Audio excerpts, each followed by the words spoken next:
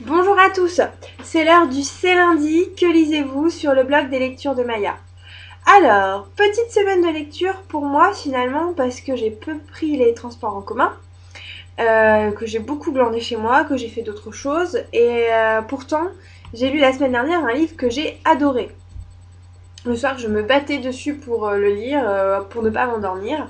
J'ai lu Jane Austen, Orgueil et préjugés. Et alors là, révélation. Vraiment, je n'avais jamais lu de Jane Austen, j'avais vu les téléfilms et j'ai adoré.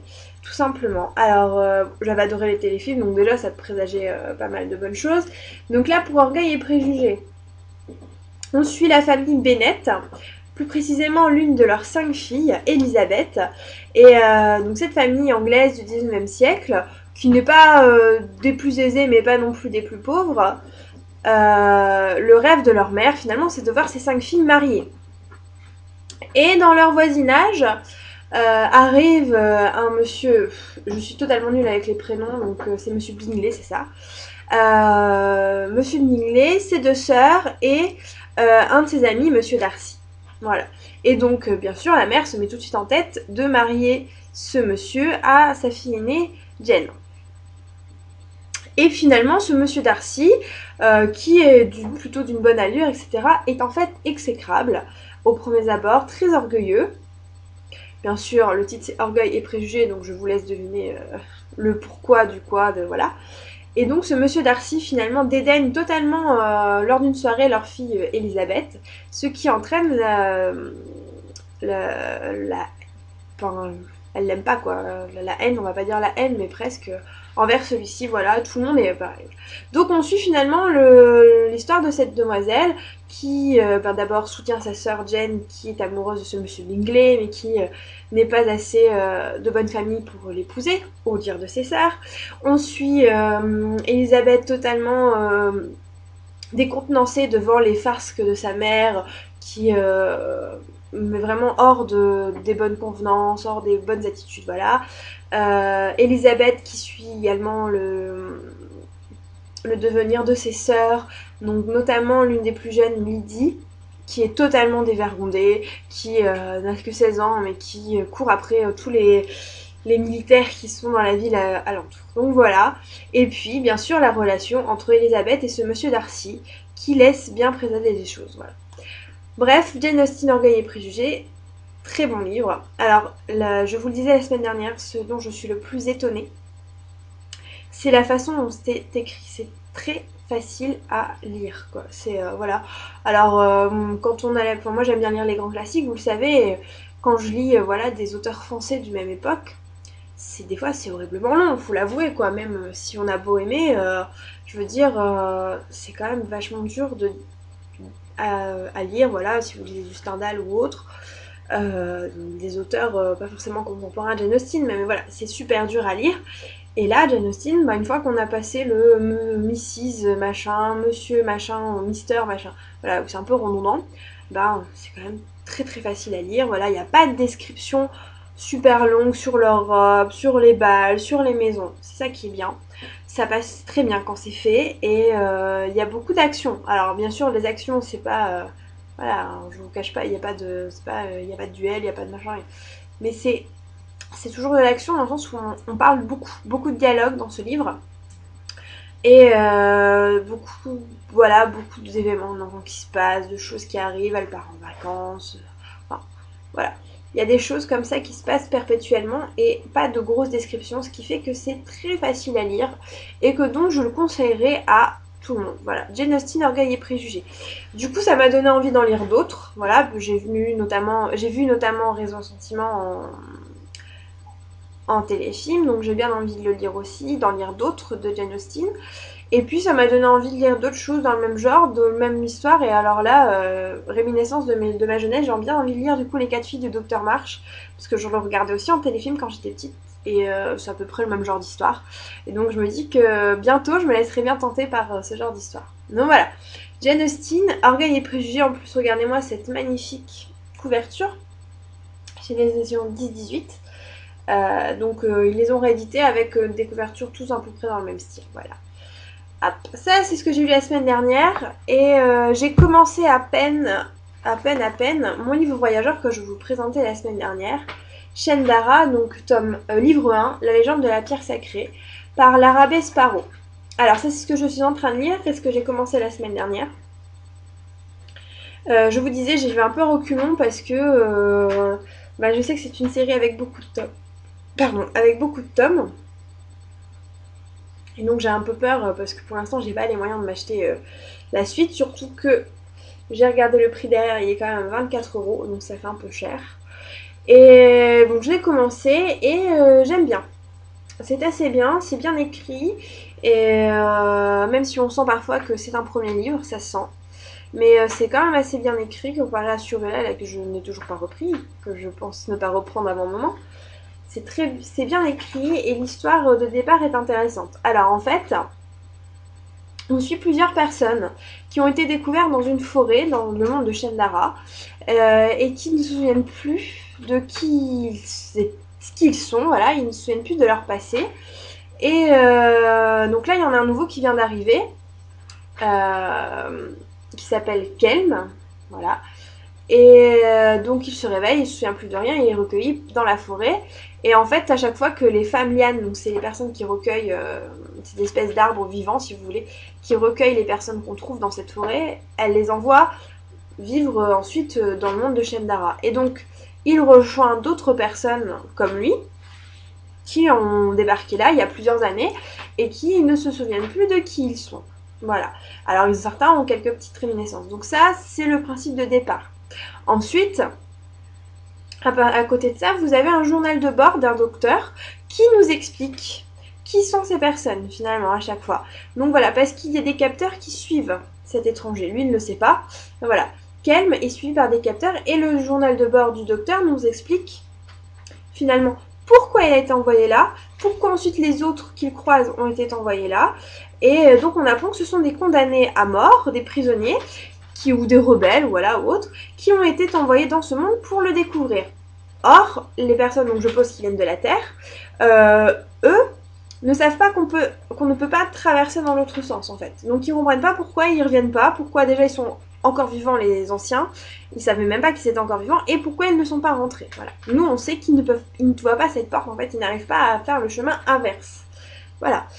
Et à côté de ça encore, il y a une prophétie qui dit qu'un étranger du monde de Shendara viendra les sauver du mal, qu'il retournera dans son monde, enfin, à la recherche de son passé. Donc on comprend bien qu'en fait, il va devoir retourner avec les personnes menacées dans son monde à lui, de là où il vient.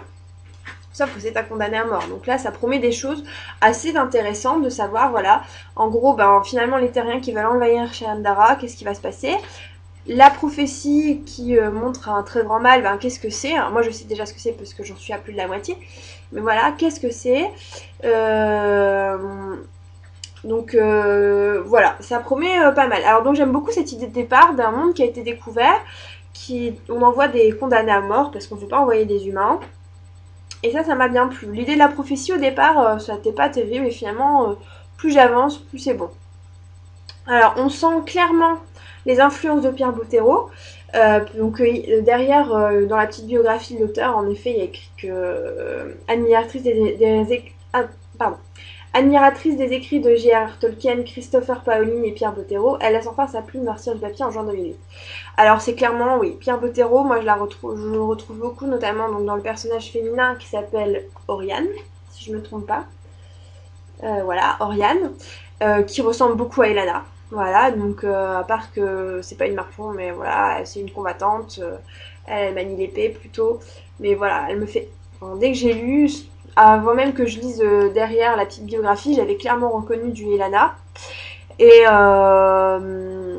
Et puis et du Bottero. Et puis derrière ça aussi, Tolkien indéniablement, puisqu'on a des nains, on aura des elfes, je pense. Paolini, donc c'est l'auteur d'Eragon que moi je n'arrive pas à lire, mais bon. Et à mon avis, il y aura des dragons aussi. Et puis, autour de cet héros, Kelm, la prophétie dit qu'il va réunir une prophétesse, un druide, machin, etc. Donc ça fait vraiment penser à la communauté de l'anneau. Donc les influences, elles sont bien présentes. Voilà, c'est pas trop mal écrit comme je l'ai dit, ça on sent les débuts d'une écrivain, mais c'est pas mal du tout. Moi ça me lasse pas de... Enfin, je rebute pas dans ma lecture quoi. J'ai vraiment envie de savoir ce qui va se passer ensuite. Et donc finalement je suis contente d'avoir commencé cette série, même si je pense que je pourrais pas lire la suite avant très longtemps. Mais voilà, Shendara, la légende de la pierre sacrée, je vous le conseille. Alors c'est un livre voyageur, donc vous pouvez le procurer sur le groupe Les Livres Voyageurs sur Facebook. Mais bien sûr il faudra lire la suite. Alors voilà, c'est le seul point négatif pour l'instant. J'ai cet ouvrage qui a une très belle couverture, qui est vraiment pas mal, c'est que 24,50 €, c'est quand même beaucoup. Alors je sais bien que c'est un petit éditeur, donc c'est chez Edilivre, mais voilà, c'est quand même énorme, 24,50 €. Moi, à partir du moment où ça dépasse 20 €, de toute façon, pour moi, c'est inconcevable d'acheter.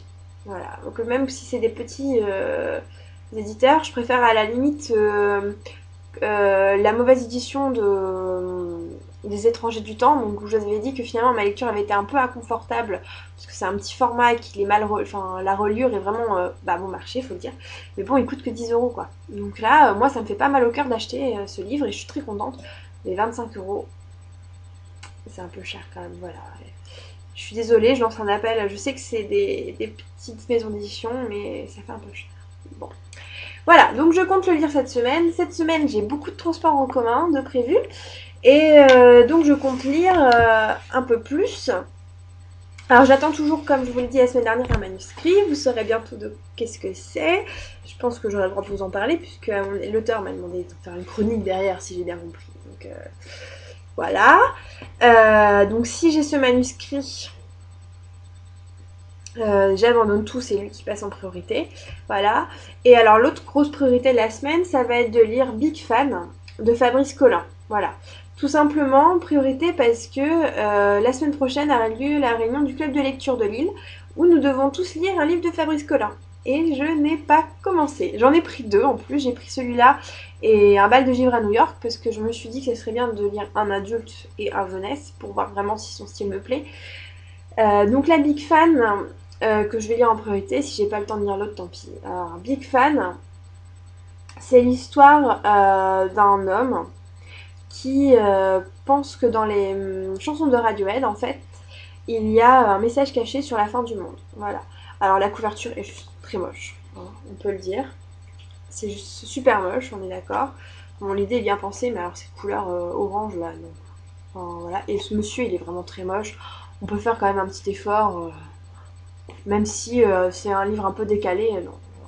Bon, si j'avais dû, si je l'avais vu en librairie, je me serais concrètement pas arrêtée dessus si j'avais pas dû lire du Fabrice Collin, quoi. Donc voilà. L'histoire m'a l'air, enfin ça m'a l'air sympa. Moi, mon compagnon, pardon, mon conjoint adore Radiohead, donc je me suis dit pourquoi pas, ça pouvait être sympa. Voilà à lire. Donc on verra. Petite lecture. La semaine prochaine, je vais lire également, là je l'ai même pas pris en fait, bien 16 lunes, parce que la prochaine date c'est le 9 octobre, et si je ne me trompe pas, c'est demain. Donc en plus il y a plein de chapitres sur le 9 octobre, et hop, 10 octobre. Donc demain je vais être obligée de lire 16 lunes, ça c'est sûr, pour être dans les temps dans mon challenge, tout au moins. Et alors là, si j'ai du temps, mais je rêve un peu, je pense que vous le reverrez la semaine prochaine, j'ai envie de lire Les Portes d'Oregon de Karina Rosenfeld, donc chez La Talente. Pourquoi? Parce que il me fait de l'œil depuis un petit moment ce livre-là. Je l'ai trouvé en bibliothèque là où je travaille. Malheureusement, ils n'ont que le tome 1, pas le tome 2 ni le tome 3. Mais bon, si j'aime, j'achèterai, c'est pas grave. Voilà. Pourquoi j'ai envie de lire ce livre-là vraiment beaucoup? Parce que déjà, l'histoire me paraît très bien. Donc, je vous lis le résumé. Jeune étudiante aux Beaux-Arts, particulièrement douée, Mia peint depuis des années un monde qu'elle a baptisé d'Oregon. Mia aime Josh, libraire ingénu et passionné. Mia aime son frère, photographe brillant mais tourmenté, pour lequel elle rêve d'une existence apaisée.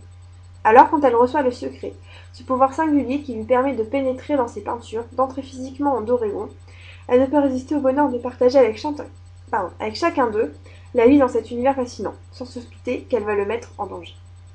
Voilà. Alors, donc l'histoire me paraît bien. Et puis, comme j'ai lu Phoenix de Karina Rosenfeld et que finalement j'ai un tout petit peu déçue, comme vous l'avez vu sur ma chronique qui est déjà en ligne.